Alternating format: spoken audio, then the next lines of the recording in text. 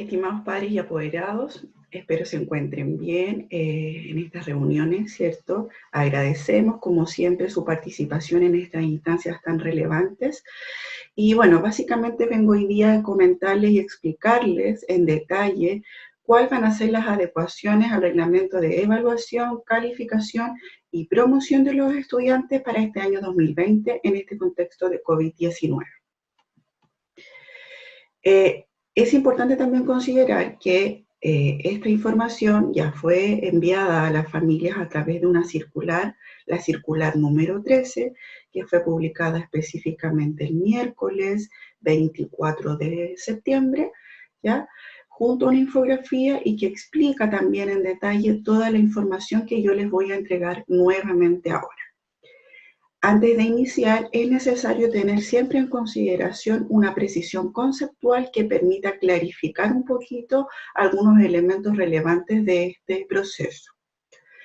Hay tres conceptos que nos van a salir durante toda la presentación: evaluación, calificación y promoción. ¿Qué significa cada uno de estos conceptos? Es importante siempre tenerlo en consideración. Cuando hablamos de evaluación, implica una recogida de información para la toma de decisiones, ¿ya? La evaluación es permanente en el proceso de aprendizaje y nosotros en el ámbito educativo tenemos en general tres instancias evaluativas.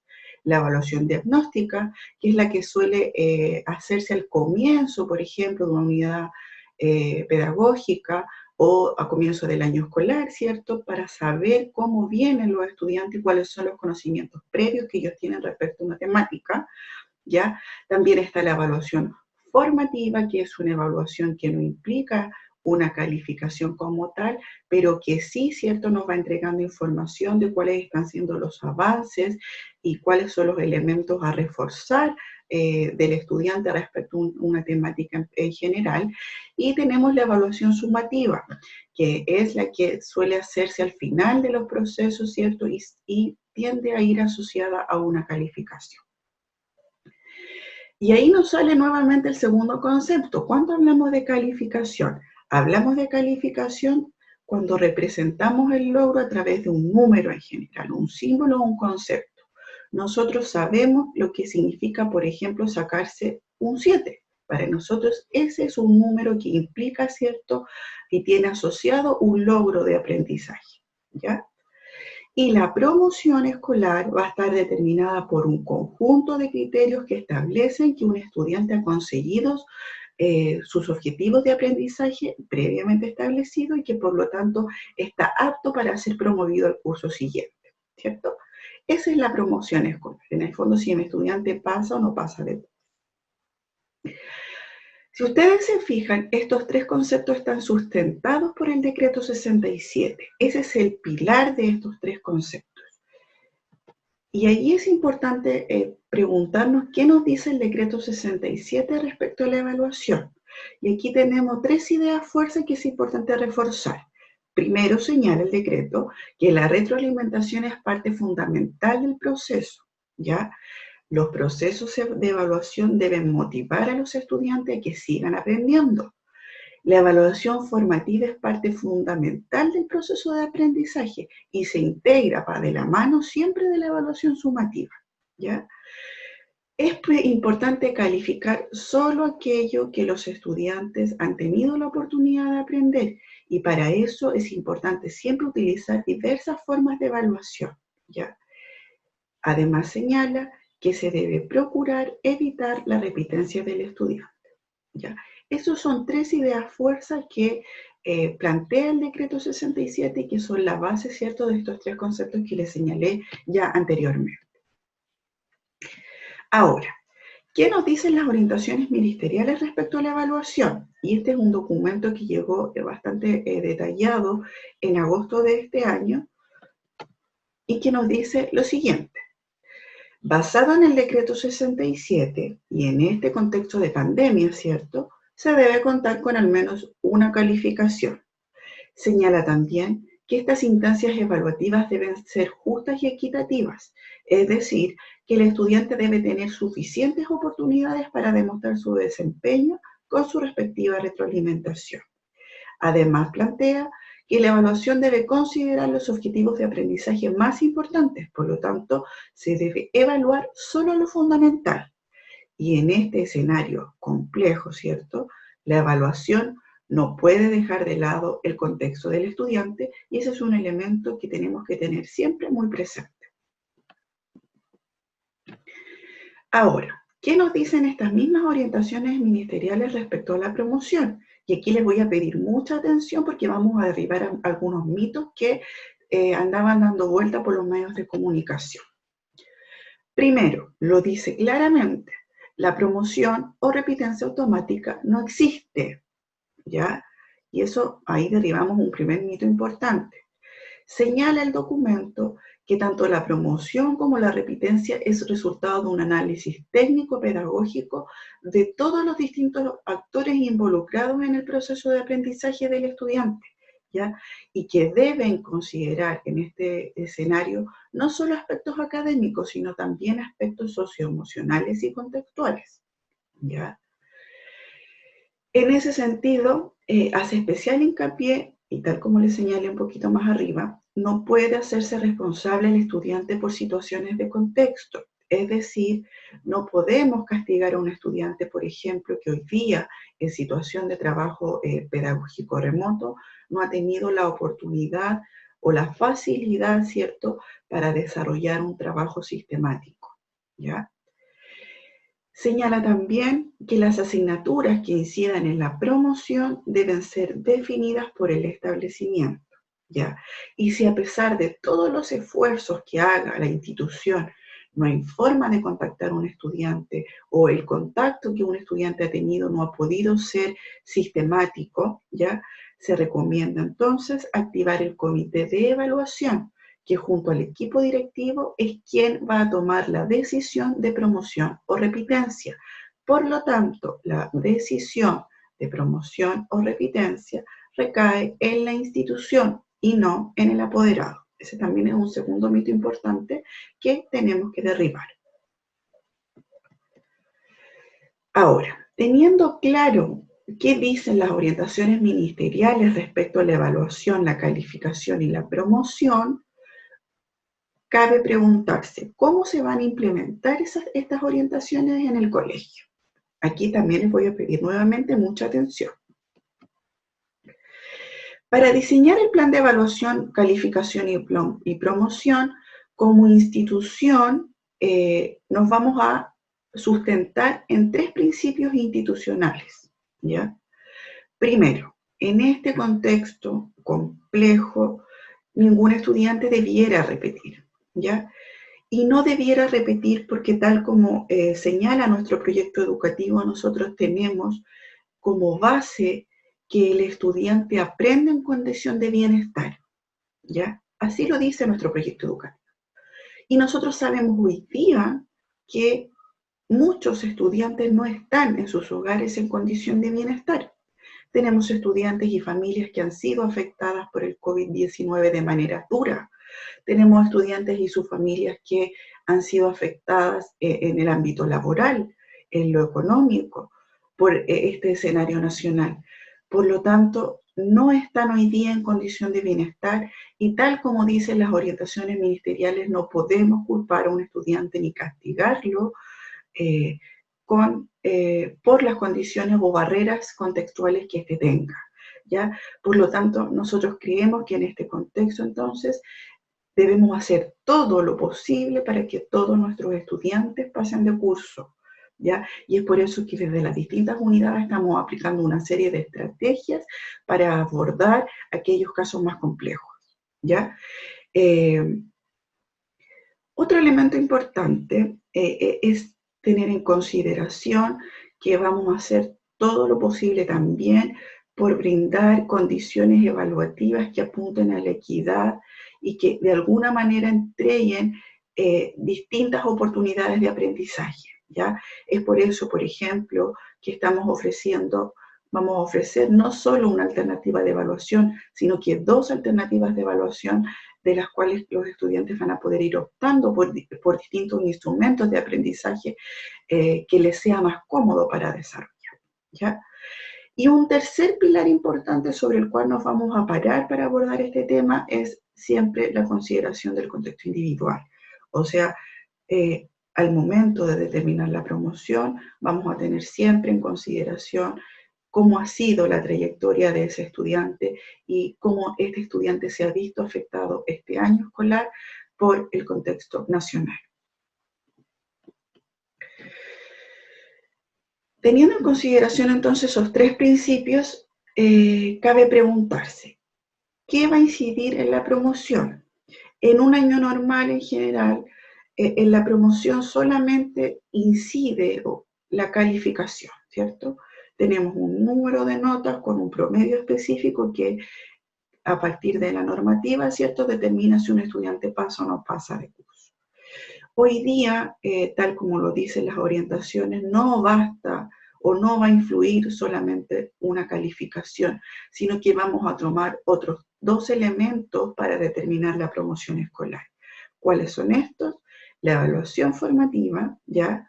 La evaluación sumativa, es decir, la calificación, que es el proceso que ya vamos a iniciar ahora en octubre, y el contexto del estudiante. Estos tres elementos entonces van a ser considerados en una comisión de aula para determinar finalmente la promoción de un estudiante. Ahora, ¿cómo vamos a formalizar cada uno de estos tres elementos? Es lo que voy a detallar más adelante, ¿ya? Vamos a partir primero con la evaluación formativa. Primer elemento entonces que va a tener un impacto en la promoción del estudiante. Nosotros todo el año hemos trabajado formativamente, hasta el momento no hemos calificado, ¿cierto? Y todo lo que el estudiante nos envía, nos reporta, el profesor lo evalúa formativamente y retroalimenta el trabajo que hoy día hace cada uno de los estudiantes. Se hace necesario entonces de alguna manera formalizar este trabajo pedagógico remoto, que ojo, no busca una calificación, no busca poner un 4, un 7 o un 3, sino que lo que busca es evidenciar el proceso del estudiante a partir de niveles de logro específicos y permitirle así una oportunidad de mejora, ¿ya? En este escenario, entonces, esta instancia releva la importancia de que el estudiante reporte permanentemente su trabajo escolar, ¿ya? Y que siempre se mantenga lo más conectado posible con la escuela, porque hoy día el reporte del estudiante, el que el estudiante nos envíe un correo, que nos devuelva el material que llega al hogar, que haga su autoevaluación y la envíe al profesor, es la única instancia que nosotros tenemos para determinar cuáles están siendo los objetivos efectivamente aprendidos por ese estudiante y cuáles están siendo los elementos que como profesor tenemos que reforzar y eso nos va a permitir tomar decisiones mucho más informadas al respecto, ¿ya? Por lo tanto, lo digo con mucha fuerza, siempre es importante el reporte. Todo estudiante que pueda reportar el trabajo que está haciendo en casa, hágalo, ¿ya? Los correos de los profesores siempre van publicados en los instructivos y también están en la página del colegio. Estábamos acostumbrados en un año, entre comillas, normal, a recibir al término de un semestre un informe de notas, ¿cierto? Y ese informe que era enviado al hogar nos daba señales a nosotros como padres de cómo estaba nuestro estudiante en el colegio, ¿ya? Hoy día también creemos que es necesario hacerlo y es importante informar y formalizar a ustedes, la familia, ¿cierto?, cómo está haciendo el avance en los aprendizajes individuales del estudiante y cómo está haciendo su participación en las instancias remotas, ¿ya? Es por eso que junto con dirección y el equipo técnico pedagógico hemos creado un instrumento que es un informe de estado de avance de aprendizajes remotos, ¿ya? Que es este que ustedes pueden ver aquí, ¿ya? La idea es entregar, tal como lo hacemos en un año normal, dos informes, uno en el primer semestre y otro terminado el año escolar, ¿ya? Que permita evaluar formativamente, reitero, cómo está siendo el aprendizaje de nuestros estudiantes. Entonces, vamos a entregar dos informes. El primero ahora en octubre, ¿ya?, que usted va a recibir vía correo electrónico o que también puede retirar impreso del establecimiento, y que va a evaluar el periodo marzo-agosto, ya, el periodo remoto marzo-agosto, y luego va a recibir un segundo informe de iguales características en diciembre con la evaluación del periodo septiembre-diciembre. Lo que vamos a hacer ahora es un zoom a este instrumento para que ustedes más o menos sepan de qué se trata. Si ustedes observan arriba, este es un ejemplo, ya pusimos un ejemplo de un estudiante de tercero básico, primer semestre 2020, ¿cierto? Allí va a ir el nombre del estudiante, el nombre del profesor jefe, tal como en un informe de notas, y van indicados allí claramente cuáles van a ser los niveles de logro definidos por este estudiante que el profesor, ¿cierto?, va a determinar. Si ustedes se fijan, tenemos 5 criterios. El primero es el desarrollo sobresaliente, en el que el estudiante manifiesta alta adaptabilidad y flexibilidad para adecuarse a este proceso de aprendizaje y en general demuestra un nivel sobresaliente del desarrollo, comprensión y aplicación de ese objetivo específico.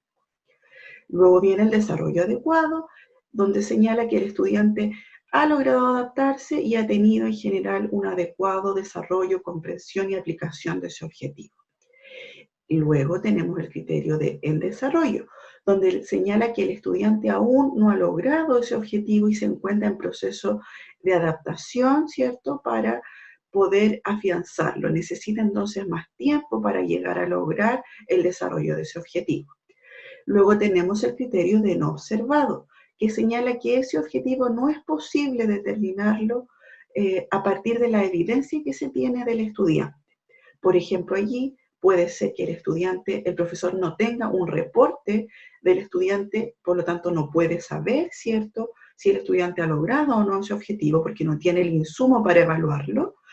O puede ser que el estudiante sí haya mandado, por ejemplo, un reporte, una fotografía de ese material pedagógico que permite dar cuenta de ese objetivo, pero puede ser que la fotografía sea de muy mala calidad, esté escrito con lápiz de mina y el profesor, por más que haga el intento, no puede leer con claridad y por lo tanto no tiene nuevamente un insumo concreto, claro, para evaluar ese objetivo.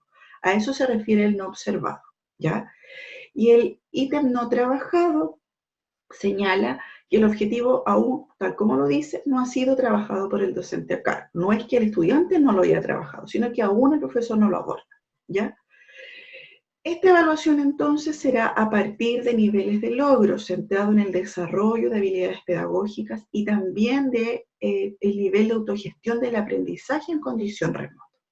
Reitero entonces, no va a implicar una calificación, sino que la evaluación va a ir asociada a estos niveles de logro que les acabo de explicar. Luego de eso, fíjense que tenemos los objetivos de aprendizaje de 2 asignaturas, de lenguaje y de matemática. Esas son las 2 asignaturas que vamos a evaluar tanto formativamente como sumativamente. Y en ese punto voy a explicar en más detalle un poquito más adelante en la presentación. Si ustedes observan aquí, se tomaron, tal como dice el Ministerio, los objetivos de aprendizaje fundamentales.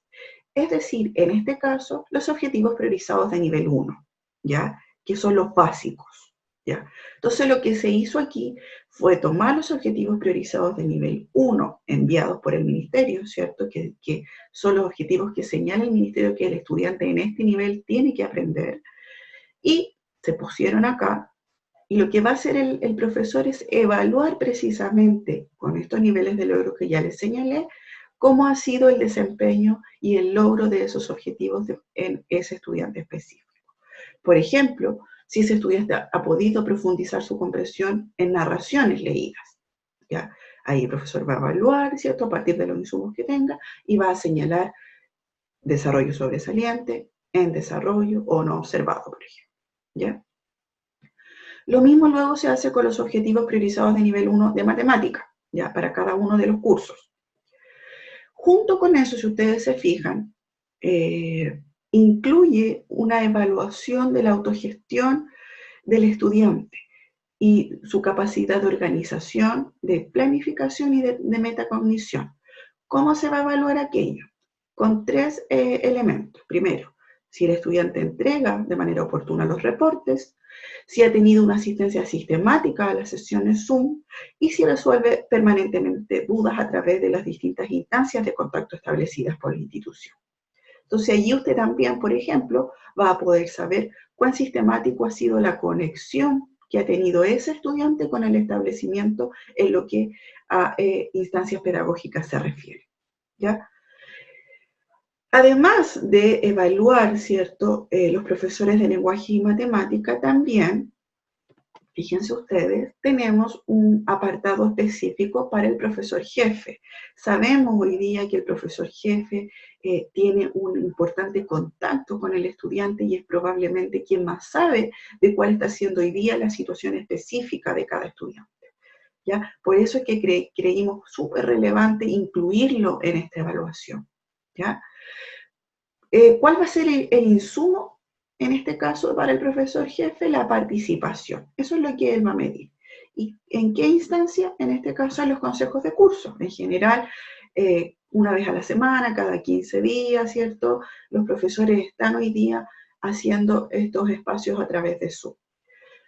¿Qué se va a evaluar allí? Si el estudiante asiste a consejos de curso, si tiene una participación entusiasta y si ha manifestado una actitud positiva en la convivencia remota. Además de eso, fíjense ustedes que el profesor jefe va a tener una instancia de sugerencia y comentarios, donde va a poder escribir, ¿cierto?, y dirigirse de manera directa a ese estudiante y su familia. Además, fíjense que abajito también tenemos un espacio de sugerencia y comentarios para el PIE y la unidad de convivencia escolar, para que ellos también, estas unidades, puedan incluir sugerencias y comentarios en las situaciones en que lo ameriten, ¿ya? Lo que busca entonces aquí es evidenciar que estamos hoy día haciendo un trabajo interdisciplinario que permita abordar la individualidad del estudiante desde las diversas aristas. Este entonces es el informe que usted va a recibir formativo de su estudiante, pero que si ustedes se fijan, aun cuando no lleva una nota como tal, sí le va a permitir a usted saber cómo está haciendo hoy día el trabajo pedagógico de su hijo o de su hija. Por lo tanto, es un insumo bastante importante. Ahora, si volvemos atrás, dijimos que para la promoción escolar van a incidir 3 elementos. La evaluación formativa, que se va a formalizar, ¿cierto?, en este informe. La evaluación sumativa, que va a implicar una calificación, y el contexto del estudiante. Vamos entonces ahora a explicar cómo se va a formalizar esto de la evaluación sumativa y en el fondo cómo es que se va a calificar. Primero, si ustedes recuerdan, las orientaciones ministeriales señalaban que era el establecimiento quien, en este contexto, iba a definir cuáles van a ser las asignaturas calificadas.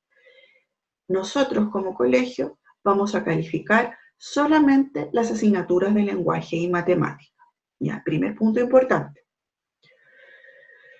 La escala de notas no va a ser la tradicional. Nosotros en un año, entre comillas, normal, calificamos desde el 1,5 al 7. Ese es nuestro marco de referencia. Hoy día, y en este contexto, la escala de notas será del 4 al 7.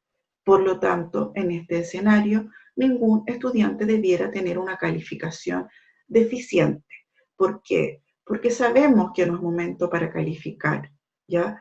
Y que tenemos estudiantes muy complicados contextualmente. Y es por eso que hemos optado y nos hemos parado desde la vereda, desde el estudiante, para tomar esta decisión, ¿ya?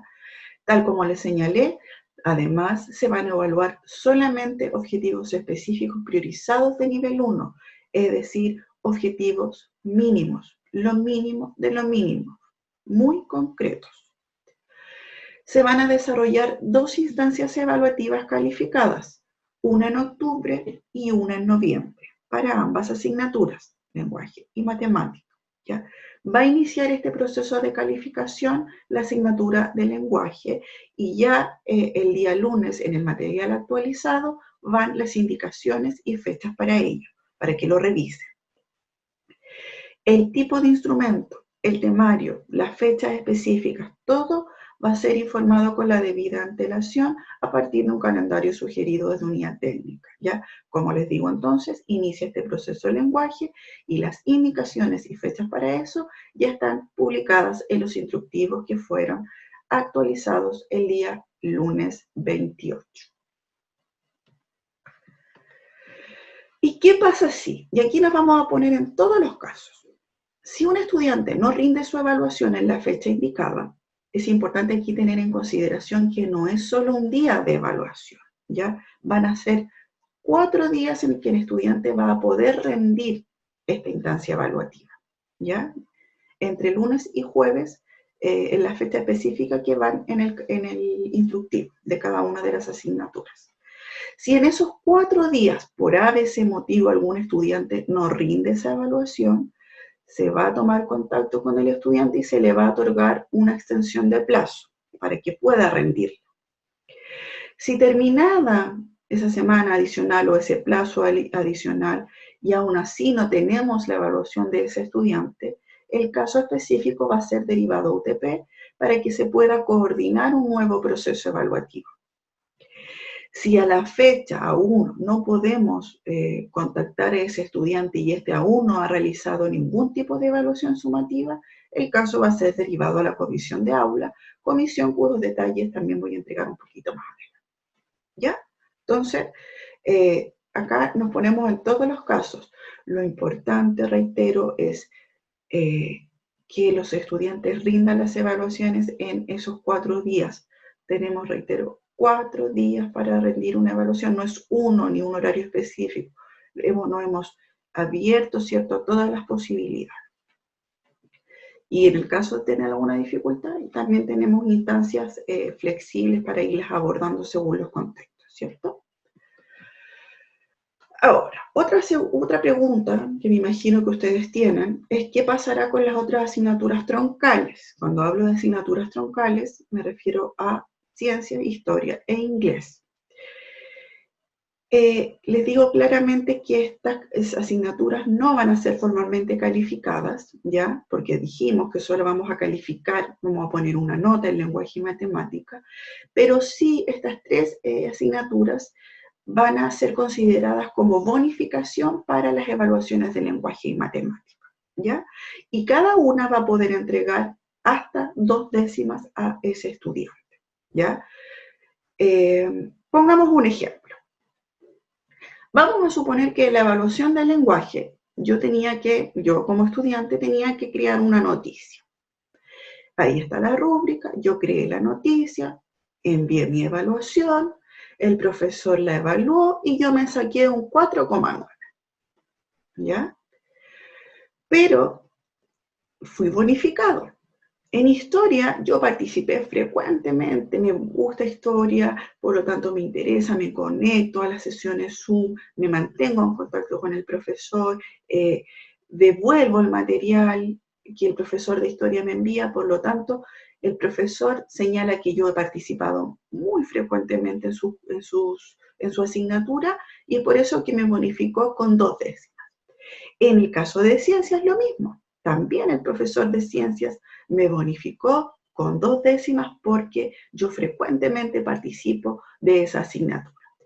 En el caso de inglés, no siempre participo, no siempre reporto, no siempre participo de las sesiones Zoom, por lo tanto, el profesor me bonificó con 1 décima, ya que ocasionalmente era mi participación en esa asignatura. En ese sentido, entonces, yo como estudiante logré juntar 5 décimas. Esas 5 décimas van a ser agregadas a mi calificación de lenguaje y también a mi calificación que yo tenga en matemáticas, ya por igual. Por lo tanto, en el caso de lenguaje, de un 4,9 voy a tener una calificación a un 5,4, ya que se me sumaron esas 5 décimas, ¿ya? Este proceso de bonificación se va a repetir en las 2 instancias evaluativas y va a considerar el mes anterior. Es decir, para la evaluación de lenguaje y matemática del mes de octubre, las asignaturas de historia, ciencias e inglés van a bonificar a partir de la participación del estudiante en el mes de septiembre, ¿ya?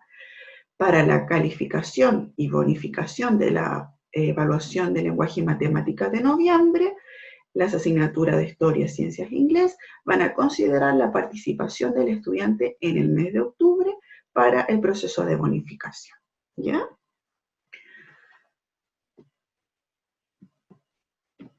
Algunas consideraciones importantes. En el caso de artes, música y educación física, aun cuando no van a ser calificadas y tampoco están incluidas en el proceso de bonificación, sí van a tener una incidencia importante en la comisión de aula. Por lo tanto, también son asignaturas en las que tenemos que tener participación, ¿ya? Si yo puedo hacerlo, lo hago. El sistema de bonificación, ojo, es solo para este escenario actual, ¿ya? En el que tratamos de buscar todas las instancias que facilitaran y fortalecieran el papel del estudiante en este proceso de calificación, ¿ya? No queremos perjudicar a nadie. Es por eso que creamos este sistema de bonificación en el que fueran incluidas la gran mayoría de las asignaturas, ¿ya? Pero lo que queremos apuntar es que para el próximo año logremos desarrollar un trabajo conjunto interdisciplinario que permita que las distintas asignaturas tengan una participación directa en la evaluación y no a través de un proceso de bonificación, ¿ya? Y con eso también queremos dejar claro que es para nosotros muy importante mantener y seguir fortaleciendo con fuerza este cambio de paradigma en pro de la evaluación formativa, para que se entienda que yo no tengo que trabajar en pro de una calificación, de una nota, sino que tengo que trabajar siempre voy a estar siendo evaluado, aun cuando no siempre esté siendo calificado, ¿ya? Ahí tenemos entonces explicado claramente cómo se va a formalizar la evaluación formativa, cómo se va a formalizar y desarrollar el proceso de evaluación sumativa asociado a una calificación, y nos queda precisar cómo vamos a considerar el contexto del estudiante. El contexto del estudiante lo vamos a considerar a partir de una comisión de aula, ¿ya? A fin de año, entonces, se va a reunir todo el equipo que ha tenido incidencia en el trabajo pedagógico de ese estudiante específico, ¿ya? Llámese profesores, llámese equipo directivo, equipo de unidad de convivencia escolar, psicóloga, ¿cierto? Equipo peer, si es pertinente el caso, todos los profesionales que han tenido participación en la trayectoria educativa de ese estudiante se van a reunir, van a tomar en consideración no solamente la evaluación formativa, las notas que tuvo ese estudiante este año, sino también cuál fue el contexto de ese estudiante, y a partir de allí se va a tomar entonces la decisión final de la promoción escolar, ¿ya? ¿Qué tenemos que tener en consideración? Que todo este trabajo hoy día está siendo acompañado de un trabajo muy específico con aquellos estudiantes que por diversas razones no han podido desarrollar un trabajo escolar sistemático. Hoy día, tanto Unidad de Convivencia Escolar como la Inspectoría General está desarrollando un seguimiento con aquellos estudiantes que no se conectan, por ejemplo, a las sesiones 1 o de los cuales no estamos recibiendo reportes, ¿ya? Nosotros llevamos un listado, ¿cierto?, que nos permite a nosotros saber quiénes son los estudiantes que sí los tenemos conectados pedagógicamente y cuáles son aquellos que estamos perdiendo, por ejemplo, o cuáles son aquellos estudiantes que se vienen reintegrando. Tenemos toda esa información, ¿ya? Por lo tanto, eso nos permite desarrollar un seguimiento específico e individual de cada estudiante. Además de unidad técnica, hemos desarrollado un plan de flexibilidad académica para aquellos casos que estén más complicados y que por distintas situaciones y barreras de contexto lamentablemente no han podido desarrollar un trabajo sistemático en lo que al ámbito pedagógico se refiere. Ojo que esta flexibilidad académica es labor de unidad técnica y está siendo aplicada a casos específicos previamente, ¿cierto?, justificados. Ese es entonces el plan de evaluación, calificación y promoción para este año escolar. Yo les agradezco enormemente su atención, lamento haberme extendido tanto, pero la idea era explicarles en detalle, que ustedes no tuvieran dudas respecto a este tema, se fueran muy claritos a casa, se fueran tranquilos también, porque como colegio, reitero, no estamos parando desde la vereda del estudiante, estamos teniendo siempre en consideración el contexto y cada situación individual, y hemos tratado de desarrollar un proceso de calificación coherente con el discurso que hasta el momento hemos desarrollado y siempre teniendo en consideración que no queremos perjudicar a nadie, ¿cierto? Entendiendo que estamos en una situación país bastante complicada. ¿Ya? Como les digo, toda esta circular salió la semana anterior, por lo tanto, en caso de dudas, les pido puedan revisarla, en la circular número 13, y cualquier consulta que tengan, algo que no les haya quedado claro, además, por supuesto, de conversarlo en esta instancia de reunión, pueden escribirme sin ningún problema al correo utp@colegiocastellano.cl. Les envío un abrazo y muchas gracias por su atención.